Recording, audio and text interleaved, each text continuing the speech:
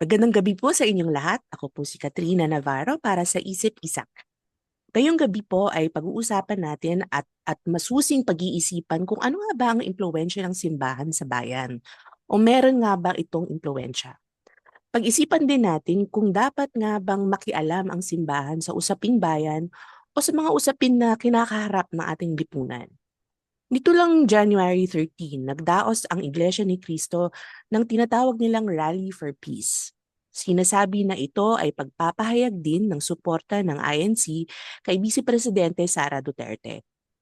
Noong January 31 naman ay naglunsad din ng panawagan ang Clergy for Good Governance ng isa namang tinatawag na Indignation Rally para panagutin ang mga taong gobyerno sa maling pamamalakad sa bayan.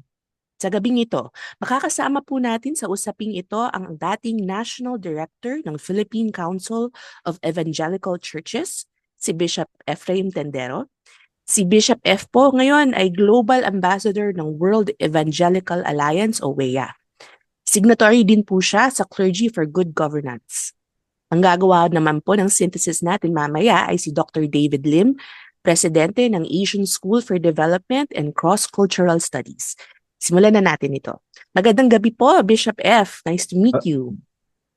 Magandang gabi, Kats, at nagpapasalamat ako na meron ng napakagandang bunga si kapatid na Joel Navarro.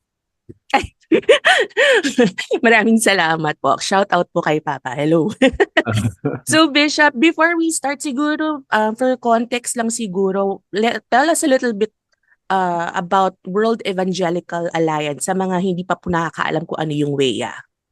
Ang World Evangelical Alliance is the global network or it's a global organization of all the evangelicals in different countries around the world. So, ang membership nito is national alliances in more than 140 countries around the world.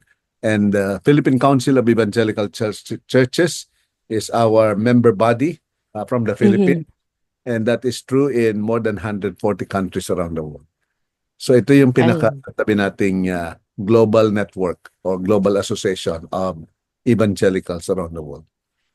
Nice. That's nice. So, About 600 million ang constituents. 600 million. Wonderful. So, in your capacity as the ambassador for WEA, ano po yung ginawa ninyo dun sa EDSA nung January 31? Well, I was there not in my capacity as global ambassador. I see. Okay. I was there as a citizen of the Philippines. Okay. Bilang isang citizen ng bansa at bilang isang sasabihin nating nagmamahal sa kinabukasan, sa kapakanan ng ating bayan at nagmamalasakit para sa kinabukasan ng ating bansang ito, ay kinakailangang sumama sa mga ganitong usapin at magbahayag ng ating kaisipan at damdamin. I'm glad that you mentioned that, no, that you were not just there as an ambassador but really as a citizen. However, your identity, no, hindi na natin mahihiwalay yung pagiging part mo ng WEA dun sa identity mo. Anong ibig sabihin nito para sa kabuuan ng evangelical community, lalo na ng mga evangelical sa Pilipinas? Ang ating panawagan bilang mga Kristiyano, ang ating pananagutan pala bilang mga Kristiyano, ay tayo ay asin ng sanlibutan. Tayo ay ilaw sa ating kapaligiran. Kung kaya, napakahalaga na tayo rin naman ay magpahayag ng ating pananaw at ng ating sasabihin bahagi na pagka meron ng korupsyon talagang masyado tayong nakikita, pananagutan natin ito. O kaya naman, naniniwala tayo na ang pamahalaan, lahat ng pamahalaan ay itinalaga ng Diyos. At naman ito itinalaga ng Diyos, meron itong specific na pananagutan na promoting what is good and restraining what is evil. Good governance, ika nga.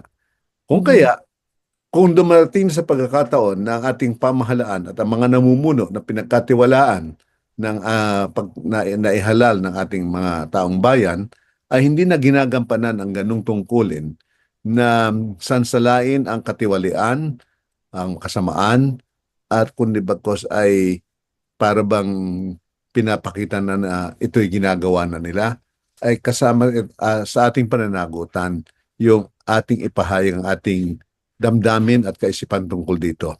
Nais ko ring sabihin na bilang mga religious leaders, ang meron tayong tatlong masasabing magiging role sa ating Mhm. pamahalaan.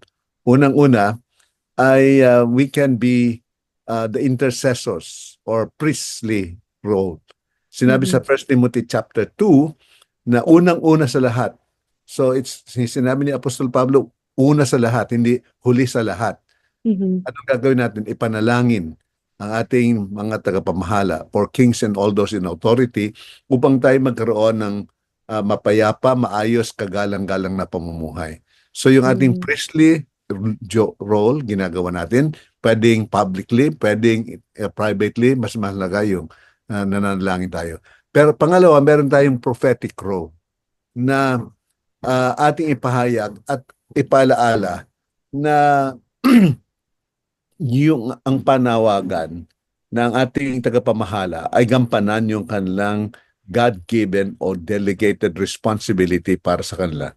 Sinabi nga doon sa Romans 13, ilang beses na sinabi doon na ang pamahalaan are considered ministers, servants of Mhm. God. Servants para sa paglilingkod in governance. Mhm. Kaya ating maraming mga, di ba, ang mga kandidato, napakaganda ng mga pangako, plataforma during Mhm. campaign, pero ano na ang kanilang ginagawa pagka sila ay wala na sa campaign period, pag sila ay namamahala na. Dapat nating ipalaala ang kanilang mga pananagutan. At doon sa prophetic at role natin, there are two, we would say, streams of a prophetic role. We can be like Elijah, who will go to the streets, tulad ng kanyang pakikipaghamok dun sa prophets of Baal in First Kings 18. O kaya naman, we can be like a Nathan, uh, Mhm.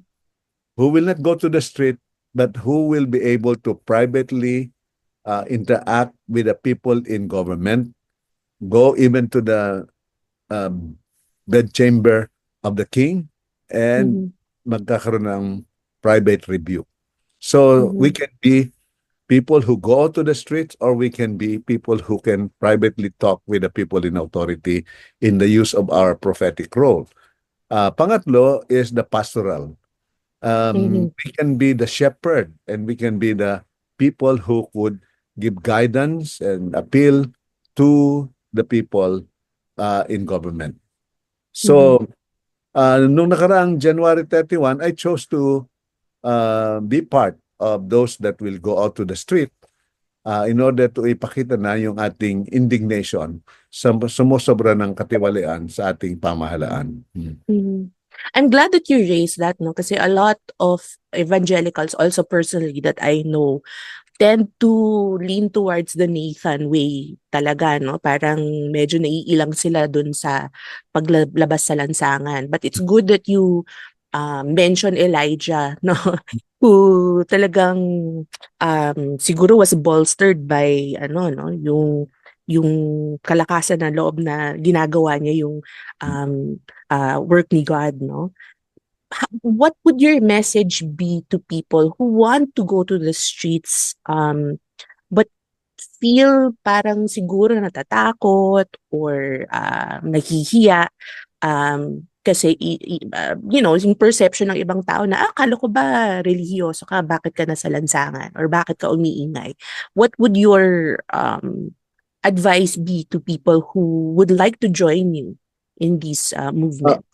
Unang-una, dapat maging malinaw yung ating advokasya, Mhm. maging malinaw kung ano yung ating paninindigan at anong ating naging dahilan kung bakit tayo kinakailangang magbigay ng ganong pagpapahayag ng ating damdamin Mhm. at kaisipan na kung kinakailangan pumunta sa lansangan. Mhm. Pangalawa, pupunta tayo doon hindi para maging violent. Pupunta tayo doon Mhm. para ipakita ang mapayapang pagpapahayag ng ating ah, ah, pagtang, pag, ah, pagtanong at Mhm. tunay na ating pagnanasa na magkaroon ng accountability and transparency. Nag-umpisa kasi Mhm. ang pag-uusap na ito ng mga pare at mga obispo at kaming Mhm. from the Catholic Church and then from the sumama kaming mga evangelicals dahil sa paglabas ng usapin tungkol sa ating 2025 national budget. Mhm. Sapagkat lumabas na yung ating national budget ay um, hindi naging maayos ang mga ibang provision dito na Mhm. doon sa national budget tinanggal yung mga ibang line items at Mhm. idinagdag doon sa tinatawag na Yeah. unprogrammed funds. Yeah. Uh, so at doon sa unprogrammed funds ay napakalaki ng discretion ng Mhm. ating mga mambabatas. Yeah. Dapat nga silang mambabatas, ang role lang nila ay mag-approve ng budget. Pero yung Mhm. implementation ng budget ay hindi na para sa kanila. Ay lumalabas Mm. ngayon doon sa budget na malaking chunk ng budget ay magiging pagdating sa implementation, ang mga congressman ang magbibigay. Particularly yung ayuda, yung Mhm. ibang tulong sa tulong sa mga mahirap at doon sa Mhm. infrastructure project. So yun ang tatlo na Yeah. malaki kinuha halimbawa sa halip na ang DSWD ang magbibigay ng mga pagtulong, ayuda at sa halip na yung binawasan yung sa education budget, tinanggalan ng PhilHealth subsidy na mandated Mhm. by PhilHealth law na ang ating pamahalaan ay dapat magbigay ng subsidy counterpart para dun sa mga kababayan natin na mahihirap na hindi makapag-contribute sa PhilHealth. Yun ang Mhm. tinanggalan nila ng ganong subsidy. So, ibig sabihin ay parang dahil ito ay election year, parang gagamitin ng mga nakaupo, ng mga mambabatas at saka lahat ng iba pang mga kandidato na yung na nasa administrasyon o Mhm. kasalukuyang pamamahala ay sila ang magkakaroon ngayon ng discretion kung paano i-distribute ito, Yeah. paano may bibigay ito. So, parang magagamit sa campaign yung mga tulong na ibibigay sa ating mga kababayan. Mm. Mm. Yeah. At Siguro, yeah, doon nga sa go ahead. nangyari nung nakaraang linggo, sa bigdaang pagdami ng mga pumirma ng impeachment, aba ang parang narinig natin na Mm. kinekwento ng ibang mga pumirma, kinakailangan natin pumirma para yung ipinangakong dapat maibigay na ayuda at infrastructure project. Lumalabas nga, sinabi na 150 million bawat pumirma. Uh, Mhm. maibibigay sa kanila. So sabi ko, kine-question natin yung problema sa budget tapos pagdating doon sa pagpirma sa impeachment, para bang ginamit pa yon na pang, parang lumalabas na sinusuhulan sila para pumirma. Para dito. Yeah. So, hindi na tama. Um, yung impeachment, sabi ko, sige, ilabas natin yung impeachment, panagutin natin yung dapat managot. Pero lumalabas, Mhm. yung mga prosecutor para dito ay dapat din managot sa kanilang ginagawa. Kaya Yeah. Oo. itong mga bagay na ito ay dapat nating harapin. Mhm. So, with that, no, because parang ang daming katiwalian on both sides, on all sides, on all levels, no?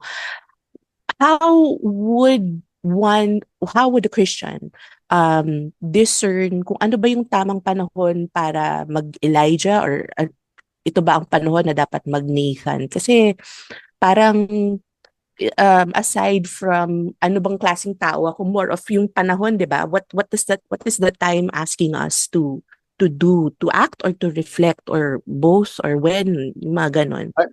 Hindi ito ngayon either or It is both. Aha. Ibig sabihin, Okay. yung may mga pagkakataon na meron silang access sa mga political leaders Mhm. na pwede nilang makausap dahil kakilala nila, puntahan nila like a Nathan and say, gusto ko lang ipaalaala, gusto ko lang sabihin sa inyo na ito ang sinasabi ng salita ng Panginoon na inyong Mhm. pananagutan to promote what is good, restrain what is evil, pama, Mm. ayusin ang ating pamamahala. Mm. At yun namang hindi makasama walang ganung avenue na maging Nathan, Mhm. pwede silang sumama dito nga sa pagiging going to the streets like Elijah. Ah, Mhm. para sama-samang maipahayag ang damdamin ng mga taong bayan para sabihin Mhm. ang katiwalian ay ayusin natin. Actually, ang panawagan namin halimbawa doon sa budget ay accountability, transparency, and responsiveness. Ibig sabihin, Mhm. yung budget na ibibigay, unang-una, magkaroon talaga ng accountability. Halimbawa, narinig natin si Mayor Magalong ilang beses na Mm. sabi na Mhm. yung magandang project, halimbawa yung cat eye, di ba? Mm. Kapag nagmamaneho ka sa araw sa gabi, na may reflectorize sa kalye, no? Malaking tulong yan sa nagmamaneho Mhm. na merong guide na lalo sa gabi. Kaya lang, at what cost? Magkano ang naging cost ng itong cat eye na ito?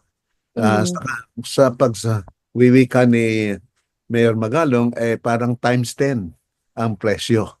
Mm. Mhm. Tapos, nangyayari pa kung minsan ay nagamit na itong cat eye na ito dito. Minsan ililipat pa doon sa iba at Yeah. panibagong project na naman yan. Oo. So, ibig sabihin, medyo malaking katiwalian na ito. O Mhm. halimbawa, um, yung sinasabi na binibigyan ng ayuda yung mga tao, gusto nating malaman, meron bang listahan ng mga taong Mhm. nakatanggap ito? At yung bang Mhm. cost talaga ng ayuda ay yung actual nilang tinanggap o may bawas ng silang natanggap doon. So yung Mm. accountability and transparency, gusto nating malaman tungkol doon. Ah, Mm. And then, yan nga, ang gusto natin na responsiveness na yung budget na itinutulong sa ating mga kababayan ay yung pangangailangan nila. Tama, kailangan ibigay natin yung ayuda, tulong sa mga kapos ang kita. Pero meron bang programa rin ang ating pamahalaan na sa halip na maging dependent na lamang sa ayuda, ay tulungan na magkaroon ng productivity ang ating mga kababayan. Mhm. Productivity na ah, hindi sila aasa na lamang lagi sa ayuda, Yeah. kundi matulungang maging maayos ang kanilang pagkita, kung kinakailangang magkaroon ng training for their development para sila ay lalong maging maayos ang kanilang pagtatrabaho. Ang ating mga magsasaka ay tulungan na ang kanilang productivity, yung mga halos walang hindi alam ko. Alam mo, maganda, merong TESDA na nagbibigay ng training, Mm. pero ano naman ang suportang may bibigay natin? Halimbawa, yung mga magsasaka na kung minsan ayaw nang magtanim dahil yung presyo ng kanilang mapagbibilhan ng kanilang itinanim ay mapalugi pa doon sa kanilang Yeah. puhunan. O kaya naman Mm. sa panahon ng biglaang napakarami ng anihan ay wala namang bumibili, Mm. nabubulok lamang at kung marami nga itinatapong mga um, tawag nito, yung mga gulay at mga prutas, Yeah. tinatapon na lamang. Meron bang programa ang ating pamahalaan para matulungan na yung productivity ma-enhance, tapos yung kanilang mabenta yung ng maayos yung kanilang mga products para hindi naman sila nalulugi. So, Mm. ano yung national plan ng livelihood development na hindi na lang aasa lagi sa ayuda? Mm. So, Bishop, you mentioned three things, no? Para din maalala ng mga nanonood.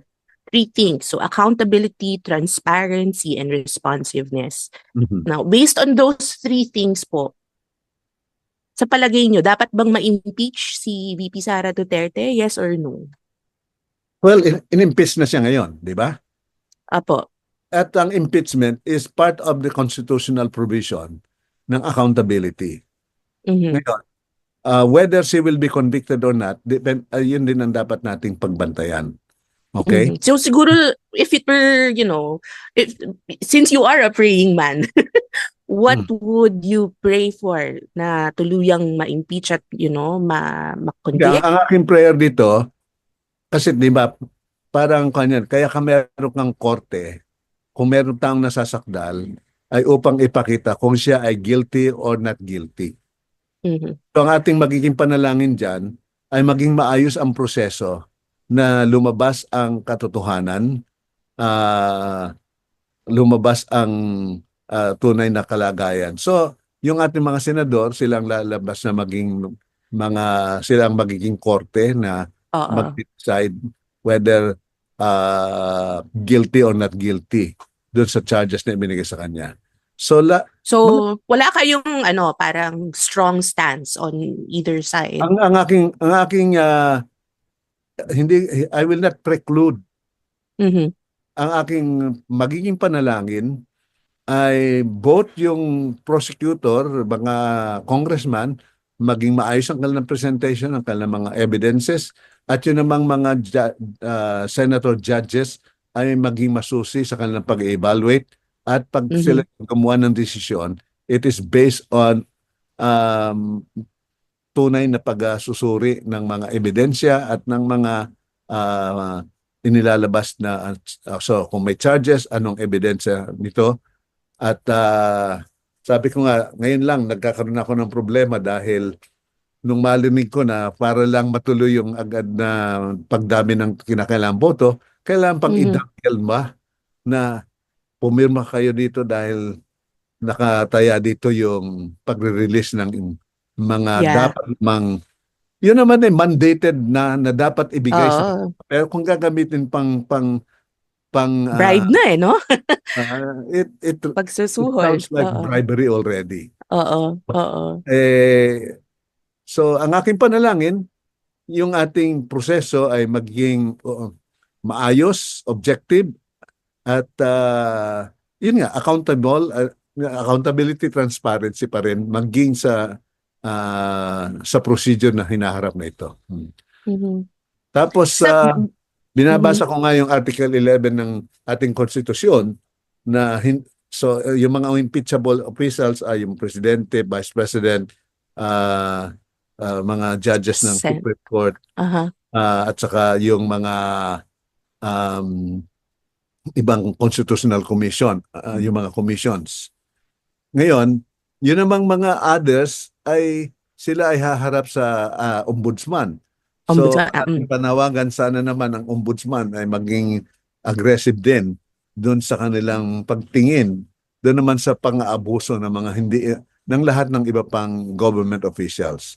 Mhm.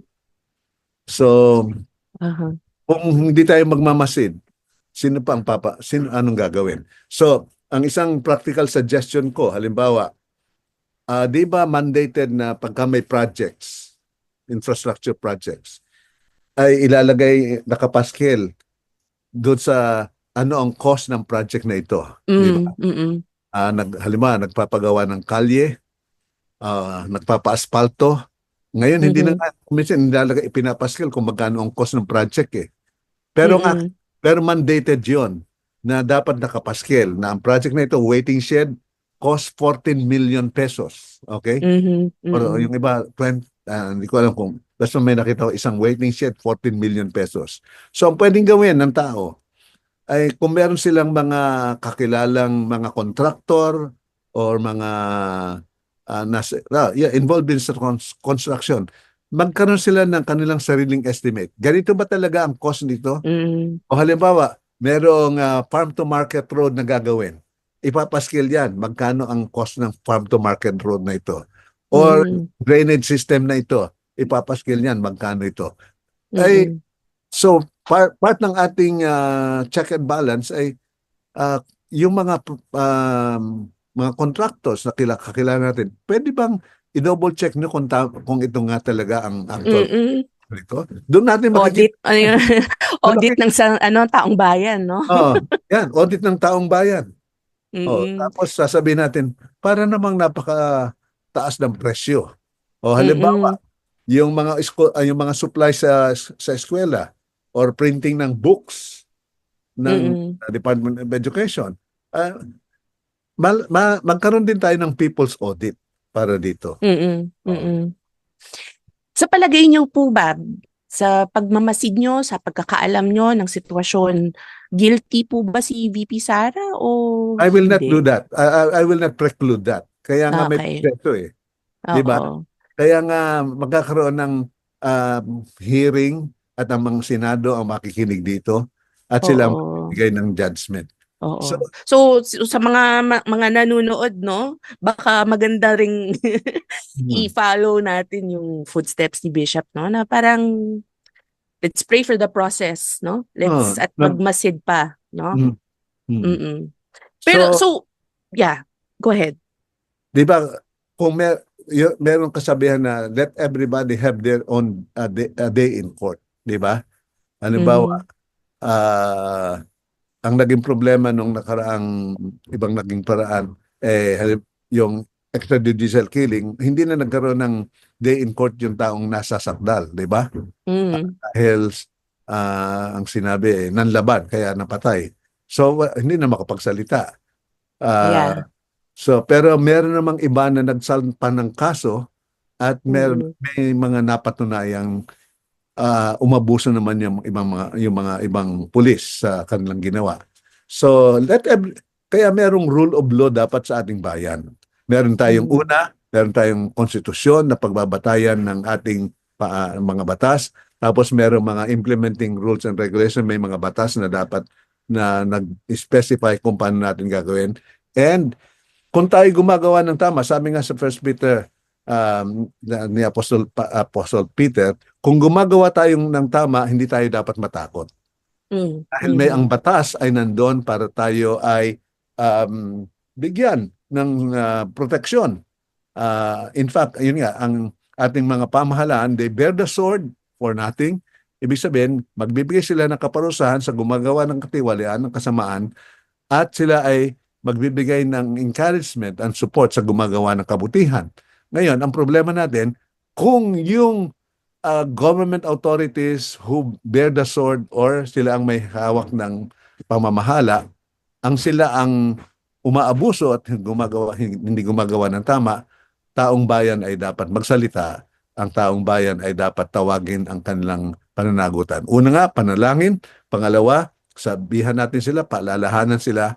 At ang pangatlo ay yung ating pastoral care na pwede natin sabihin sa kanila, ah, nais po namin sabihin sa inyo na kayo ay kagalang-galang pero mukhang hindi na kayo nagiging kagalang-galang. Pwede ko bang i-quote yan? Parang that's a nice way of saying that, no? Dito sabi, So, ang mayor, honorable mayor, ang uh, honorable congressman, uh, nasa presidente na His Excellency. Kaya dapat kung meron silang ganong title na kagalang-galang or mm. nagpipitagan, ay dapat namang They live nakikita up to it, mo. no? Yeah, yeah. So, balikan natin yung argument na dapat, hindi nakikialam ang simbahan sa politika, no? Yung separation of church and state. Pero nung nakaraang elections lang dito sa Amerika, no, nakita natin ang lakas ng impluwensya ni Franklin Graham sa pag-push ng boto ng mga evangelical para kay Donald Trump. Sa palagay ninyo, posible ba na magkaroon ng ganong impluwensya ang evangelical community sa Pilipinas sa usapin nating politika dito sa Pilipinas? Well, matagal na akong miyembro ng National Movement for Free Election, 1986. Mm. Ah, Mm. ay kasama na ako at naging kasama nga ako hanggang ngayon ng National Council ng NAMFREL. Mm. Ah, so, dahil gusto nating bantayan ang integridad ng ating eleksyon. At Mhm. kasama sa ating pagbabantay ay yun ding pagbibigay ng pagtuturo ng voters education. Mhm. Pero napakatindi, ng ating hinaharap na problema sa ating bansa dahil Yeah. naging talamak na.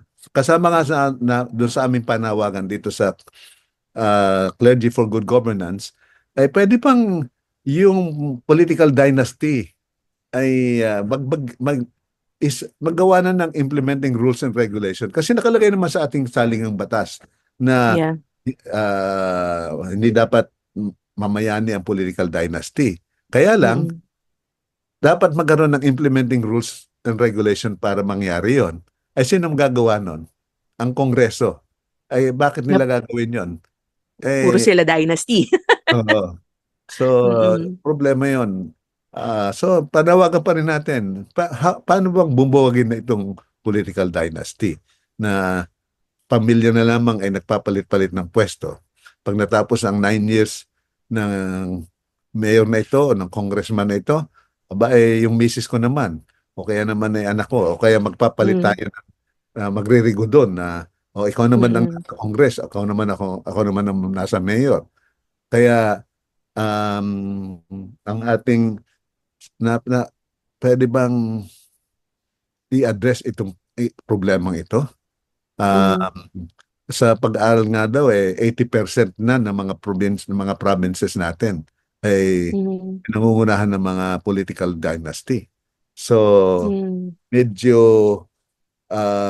yung check and balance medyo nawawala na dito. At So you're saying na the church serves as checks and balance. yung church kasi Mm-mm. ang church becomes like a moral conscience of, na tayo Mhm. nagbigay ng moral conscience, moral standards na ating ipinapalaala. Ngayon, Mhm. yung kasing argument ng separation of church and state, maraming Mhm. misunderstanding dyan. Kasi, Okay. ang nakalagay naman doon sa separation of church and state, the state will not promote a particular religion. Okay? Mm. Yeah. Ah, hindi tayo katulad halimbawa ng ibang bansa na uh, it is like there are several countries na they are an Islamic state. So ibig sabihin, Mm. meron silang particular religion that they support. Okay? Uh, o ibang European countries na merong state religion na kasama sa pagbibayad ng taxes ay dumadaan sa dun sa ibig sabihin yung ibinibigay mong offering sa church ay pwedeng kasama sa taxes mo na. So, Mhm. dito sa atin, nagkaroon tayo ng tinatawag na separation of church and state na ang ibig sabihin, the church will not support nor, oh no, no, the state will not support nor promote a particular religion. Okay? Mhm. Yun ang separation of church and state. Ngayon, hindi naman ibig sabihin na there's a separation na hindi dapat makialam ang iglesia doon sa pamamahala, kundi Mhm. tayo ay dapat magpakita ng ating accountability, panawagan for transparency para sa ating pamahalaan. Dahil while ang sabi ko nga while we can while there is a separation of the church and state, the state cannot be separated from God. Mhm. Okay? Kaya nga Romans 13 is very clear that people in authority or all those who are in authority are instituted by God at nagbigay ng specific basic instruction kung ano ang pananagutan ng pamahalaan. At Mhm. nandun din yung ipanalangin natin ang ating mga namamahala that we may live peaceful and quiet lives in godliness. Kaya ang ating bilang mga taong simbahan, magpahayag Mhm. tayo na i-uphold yung pananagutan ng pamahalaan to promote good and restrain evil.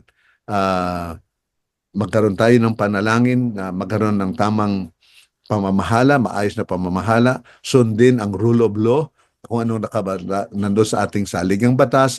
Kaya nga, yung saligang batas is the contract of the people and of the community.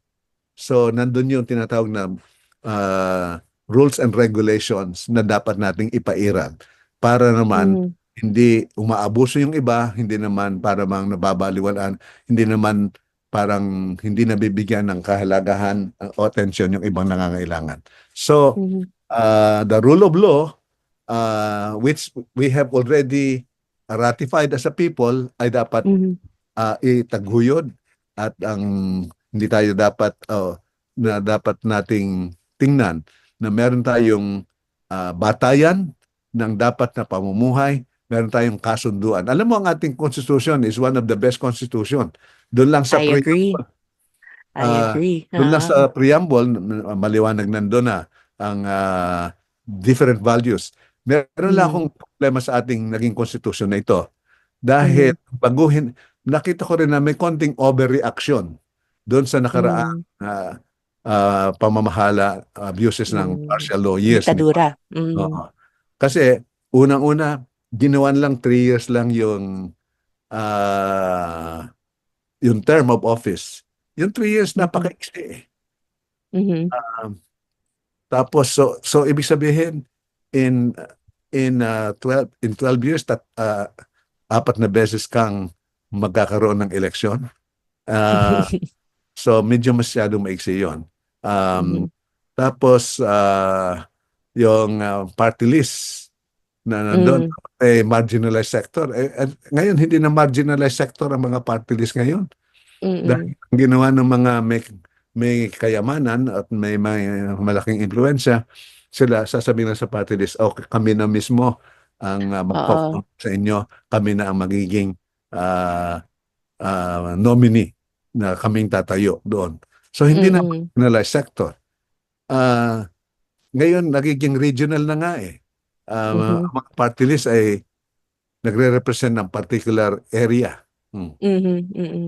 Yeah. So dapat medyo i-review natin itong mga provisions na ito. Mm. O kaya yung Usually ano mga naman sa ano eh, sa constitution it was so well written, pero pagdating sa IRR, no, you mentioned it, yung implementing rules and regulations, doon tayo Mhm. nagfo-falter ng kaunti, no? So what I've been hearing from you seems to be what yung naririnig natin na people's initiative, no? So kaya bang i-push ng people's initiative yan through the evangelical community? Ang evangelical community kasi is still a minority, ano? I Uh, see. Mm-hmm. we are only about pagsamasamahin natin lahat ng iba ng mga Protestants and yung lahat ng Protestants, lahat ng All the independent denominations. Mm. other denominations. We are only about between maybe 11 to 12% of the population. Mm-hmm. So, pero tapos hindi lang tayo minority, kung pa tayo, meron pa tayong diversity sa ating mga political positions. And Mm-hmm. we should respect that. Hindi tayo Mm-hmm. para bang yung iba namang ay merong tinatawag na command votes, no? Yeah, Ah, wala I was naman thinking tayong about what gano'n. they call it. Oo. Yeah. Um, voters education pa rin tayo, Mm-hmm. pero Mm-hmm. ang isang pinakamalaking pandaraya sa ating eleksyon ay yung vote buying. Mm-hmm. Very clear na sinasabing it is a crime to do vote buying. Pero Pero talamak yan. talamak Oo. sa lahat You ng can talk to election. anyone in the provinces. Open secret. Hindi na nga yata secret eh. Talagang parang accepted norm na siya, no? Dito lang sa So, Pilipinas, napakagastos ng eleksyon. Oh. mm-mm. Although sabi Mm-mm. naman ng iba, okay na rin yan dahil during the election ay nagkakaroon na ng redistribution of wealth. Well, ay nako naman. Hindi naman dapat Sa- ganoon. Oo. Ah, Ah, so sa inyong pananaw, paano ba i-balanse yung evangelism and, social engagement or yung kasi minsan pag iniisip nila kung aktivista ka, hindi ka mabuting Kristiyano or well, something like that, no? hindi ito pwedeng either or, di ba? Mhm. Evangelism and social engagement are like two wings of the bird, no? Yeah. No. Mhm. Hindi mo pwedeng lumilipad ka lang ng isang pakpak, no?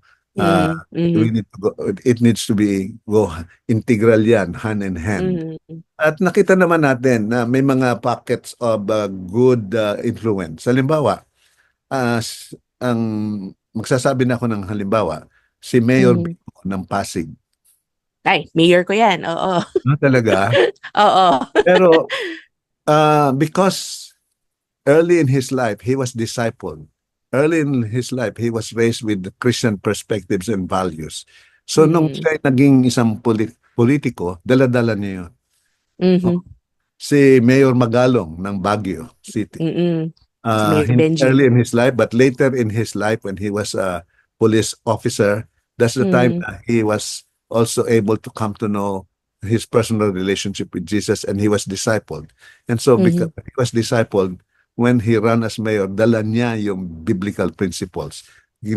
Dala niya yung Christian values sa kanyang pamamahala. Um, Mm. Meron ding halimbawa si Mayor Mesa ng Alabat, Quezon. Mm. He also was discipled when he was a senior military officer. And Mhm. pagkatapos niya mag-retire, tinawag siya ng mga kababayan niya, pwede ka bang tumakbong mayor? And in Mhm. that period of time na siya ay naging mayor for 3 terms, he transformed the municipality of Alabat from fifth-class municipality to first-class First municipality class. in their income. So, ibig sabihin, may mga It's ganon. possible. Oo, It's it's possible possible. na Oo. pagka nabigyan mo ng spiritual input and development yung mga magiging tagapamahala, makikita ito na sa kanilang pag sila na ang namamahala, ay Mm. guided sila ng ganong uh, discipleship as well as spiritual formation na kanilang natanggap sa kanilang buhay. Mm. Siguro nabanggit niyo na rin no na vote buying is sadly become a norm, no? So anong panawagan ninyo ngayon sa mga evangelical na Pilipino na ngayon parating na naman ang eleksyon, Hmm. dapat ba Um, nung, tumatanggap sila? nung nangunguna pa ako sa PCEC, naging clear na ang aming sinasabi diyan na Mm. unang-una, we need to be political, but there are different ways that we can get involved in the political mainstream, political Mhm. exercise. So, you can be a political and be partisan. Ibig sabihin, ikaw ay mangangampanya at susuporta Yeah. at mangangampanya for a particular candidate. Okay? Mhm. Meron namang political but non-partisan.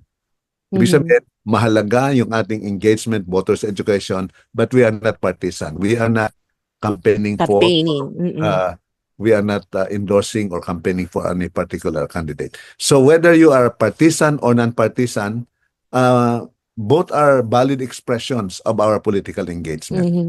Mhm. Ngayon, ang dapat nating maging understanding is that the political judgments and political choices should not be elevated to what I call absolute truth. Doon kasi nagkakaroon ng problema ang ating ang mga iglesia at sa mga Mhm. Christians, ang mga taong kaya nagkakaaway-away sa ating mga bahay-sambahan dahil nako-confuse Mhm. natin what is absolute or what I call gospel truth and what is relative Mhm. truth. Ano yung relative truth? Political choices are, I would say, on the level of relative truth. Mhm. Gospel truth is absolute. Ibig sabihin, Mhm. the basic, halimbawa, the Bible, that's the Word of God, the Trinity, deity of Christ, salvation by faith, these are basic elements of gospel truth. Pagka Mhm. iba na ang pananaw mo dyan, lumilihis ka na, you can be called a heretic. But sa political Mhm. judgments, yung choice mo of sinong mayor ang iboboto mo at choice ko kung sino ang aking iboboto, hindi sasabing mas tama ka, ikaw lang ang tama o ako ang tama. Pareho Mhm. tayo may pananaw, kaya lang yun tinatawag nating relative. Depende yan sa ating informed depende yan sa ating mga information and knowledge about the particular candidate or situation. So hindi mo pwedeng gawing absolute yun eh. Okay? Mm. So it's the gospel truth that are absolute. Political judgments are relative. Kaya sinasabi ko halimbawa sa iglesia, huwag tayong mag-away-away. Pagdating sa gospel, let us be together. Pagdating sa political judgment, let's respect one another. Ngayon, kaya nga for the longest time ako is nasa NAMFREL, voters education. It's a long shot pero patuloy pa tayong, hindi pa rin tayo tumitigil sa doon sa voters education. Guarding the electoral process. Kasi kaya nga meron tayong mga poll watchers. Kaya nga meron tayong tinitingnan natin na tama ba yung prosesong ito. Ngayon, hindi na tayo gagamit ng Smartmatic dahil dinisqualify ang Smartmatic. But another outfit will run the yung tinatawag nating electronic transmission, electronic voting and counting. Miro from Korea. Dapat babantayan pa rin natin yon. Yeah. At hindi tayo basta lang sasabihin, okay, pag nakaboto tayo, wala na.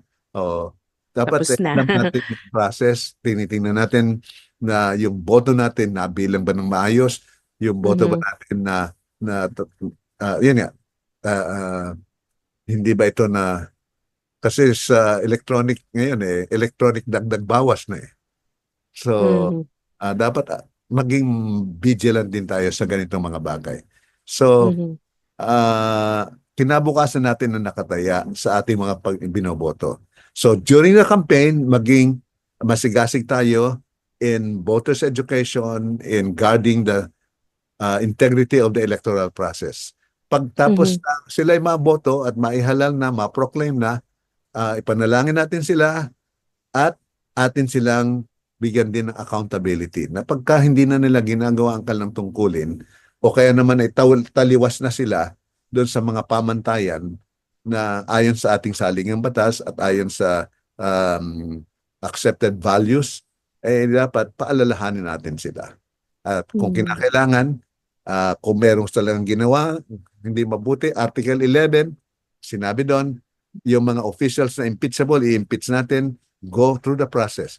Yun namang mga other officials na dahil sa dami nila, hindi naman lahat kaya nandun yung ombudsman na dapat ay kasuhan at tingnan na managot ang dapat managot. Thank you. Thank you so much, Bishop F. Parang ang dami kong natutunan, no?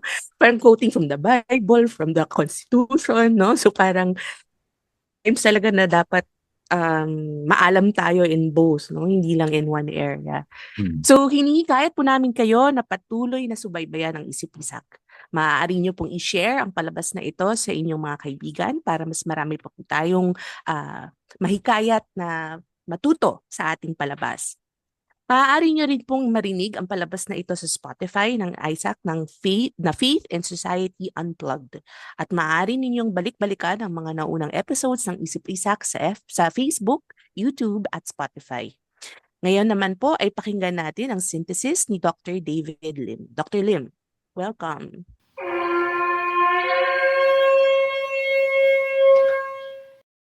Thank you all for mga nakikinig dito. Sa hapon na ito ay mapasalamat tayo kay Bishop F.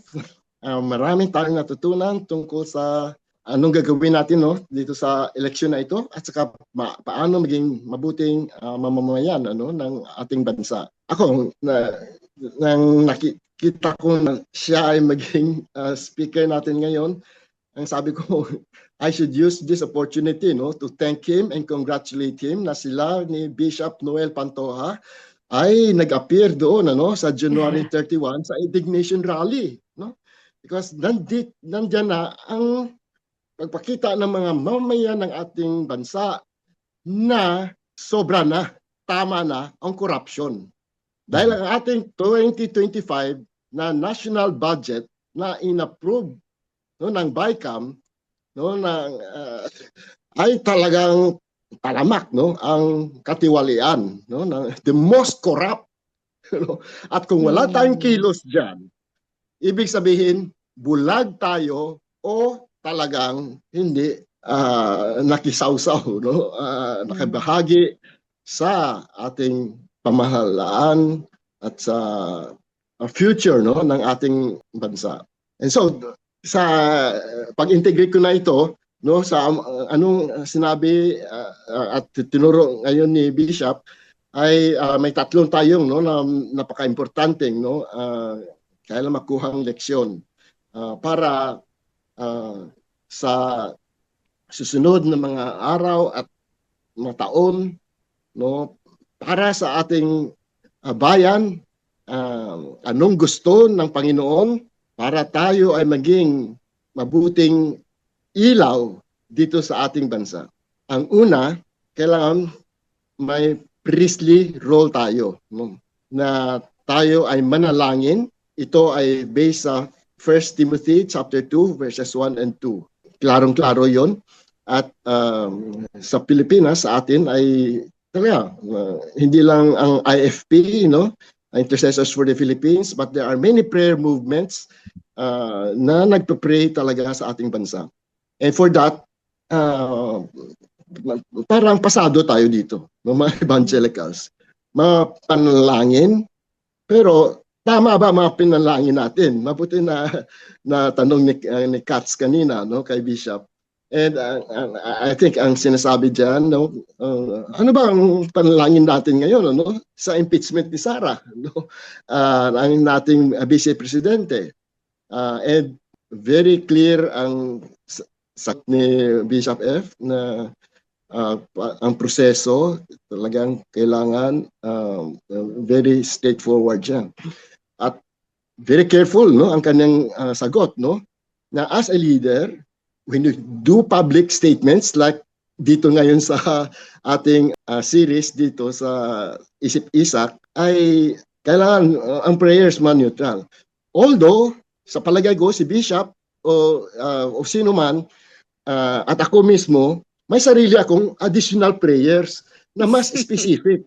Anong klaseng prayers? At kung neutral tayo, at least i-prayer natin, ano, na Lord, kung sino man ang mabuting lingkod bayan, i-bless mo sila just as you are going to heal our land. At kung sino man ang leader, no, na talagang may katiwalian at sana at talagang hindi mabuti ang kanyang pagserbisyo, no, sa ating bansa at sa kanilang tungkulin. Lord, let them repent. We have to pray for repentance for those who are not going to follow the laws of God.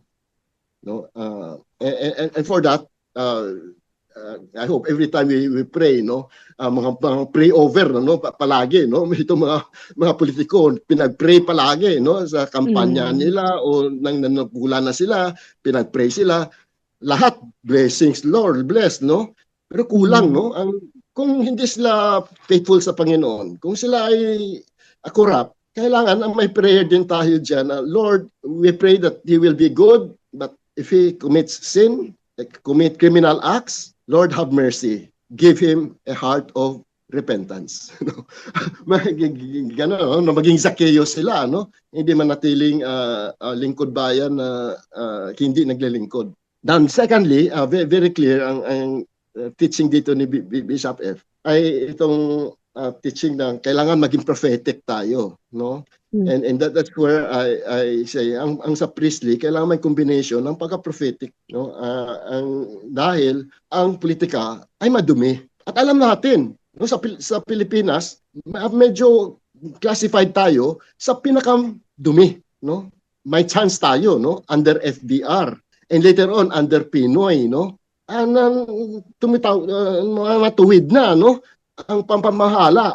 Pero dumating si Duterte, no, at dumating si Bongbong Marcos. And pabagsak naman ano, ang buhay natin dito. And so kailangan tayo ay tumingin, no? Hindi magbulag-bulagan sa ano ang nangyayari sa atin bansa. At ang pinaka-importante dito siguro sa prophetic, ang mabuti may question na paano natin balansehin ang evangelism at social engagement. And I'm glad, no? Bishop F has been a very good model, no? Nakisama siya sa NAMFREL, no? Para talaga, no? We can look over ano nangyayari, no? Sa electronic tabulation, no? Ng ating mga boto. At saka, yun, finding ways, no? Paano natin masubukan itong mga political dynasty, no? Dahil nasa constitution na natin, no? Na supposed to be walang political dynasty, pero hindi napasa ng kongreso, no? Ng itong mga details, no? And how are we going to have the guidelines, no? On how to implement this. Pero hopefully, even wala pa sa laws natin ang specifics, sa voter education natin, ang prophetic stance natin ay kailangan na tutol tayo diyan at huwag magkampanya para sa mga political dynasty. No? Alam natin mali yan at saka constitutional pero hindi nakasaad, no, sa ating batas dahil hindi gina ng kongreso natin at senado natin dahil sila ay mga political dynasties. No? So, we need now the prophetic role of the church as the moral conscience. And so, I'm glad, no, na yun ang word na ginamit. No? Tayo ang konsyensya ng bayan at tayo, hindi lang sa salita, sa gawa din. No, na kailangan ituro natin at sabihin sa ating mga kongregasyon at bawat Pilipino ay kailangan huwag nagboto ng mga political dynasty. Kailangan ang kaharian ng Diyos ay maging maisabuhay natin, ano? Sa ating hindi lang simbahan, pero sa ating mga barangay at sa ating siyudad at sa ating bansa. Ang pangatlo ay very clear din, ano? Sinabi ni Bishop F na kailangan magkaroon tayo ng clear difference, no, sa politika kung ano ang gospel truth na essential talaga pero ang mga political let's say choices natin ay kailangan under the non-essentials yan, no, na hindi tayo mag-away-away masyado tungkol dyan. We have to learn to respect one another kung ano man ang gusto ng ating mga kapwa, no, na Kristiyano o mga kapwa mamamayan, respect one another's vote, respect one another's campaign, and etc. Ang siguro ang dagdag ko na lang dyan ay nag-umpisa na ang ating campaign period. And mabuti sinabi ni Bishop F sa PCEC, okay ang partisan at saka non-partisan, no? Ang non-partisan ay pwede sumama sa PPCRB o sa NAMFREL, no? Ang one vote o whatever, no? To see to it that ang election ay malinis at saka mag-voters education para ang mga tao ay marunong paano pumili ng ating mga lingkod bayan, no? Pero we also need to say na ang partisan ay isang paraan din, no? Ako mismo ay vice chairman ako ng National Council ng isang partido, no? At kami ang naghahanap sino ba ang mga kwalipikado talagang ang by pusong lingkod bayan talaga na talaga makapagtulong sa ating bayan. Mabuti nabanggit ni Bishop F. Nandyan si Vico Soto, nandyan si Mayor Magalong. May mga matuwid tayo. Kung hindi namatay si Jesse Robredo, sana siya ang naging presidente natin, ano? So, pwede tayo maghanap at magkampanya para sa mga matuwid at mga hindi political dynasty na mga tao na pwede talagang makatulong dahil kung hindi tayo makapili ng mabuti, ang maging lingkod bayan natin ay may masamang, let's say, motivation, ano? Dahil very clear, politics is good business dito sa ating bansa. Bakit gusto ng mga pamilyang naging politiko ay gusto nila, no, ang mga posisyon na yon? Dahil pwede yumaman ang isang pamilya diyan sa paglingkod bayan kuno. And so, hopefully, all of us tonight have learned na we can become enlightened na mga mamamayan, mga buting mamamayan ng ating bansa. Hopefully, hindi lang sa itong election, sana sa araw-araw, sana na ma-involve tayo, even ang ating mga simbahan, sa barangay. No?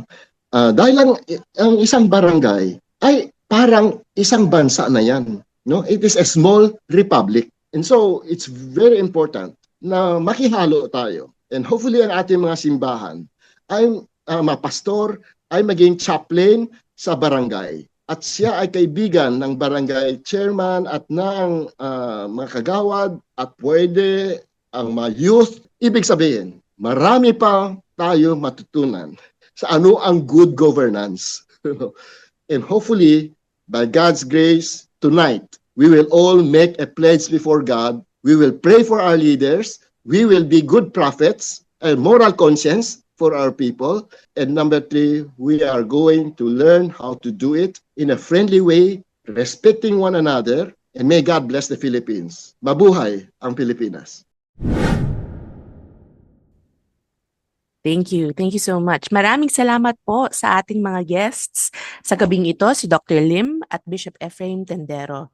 Maraming salamat din po sa pagsama ninyo sa amin ngayong gabi. Abangan po ninyo ang mga susunod na episode ng Isip-Isak.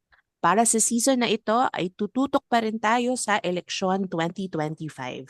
Magandang gabi po sa inyong lahat. Ako po muli si Katz Navarro. Hinihikayat po namin kayo na suriin at pag-isipan ang mga usaping bayan na may kinalaman sa atin bilang simbahan ni Kristo. Maraming salamat po at hanggang sa susunod na Isip-Isak. Good night.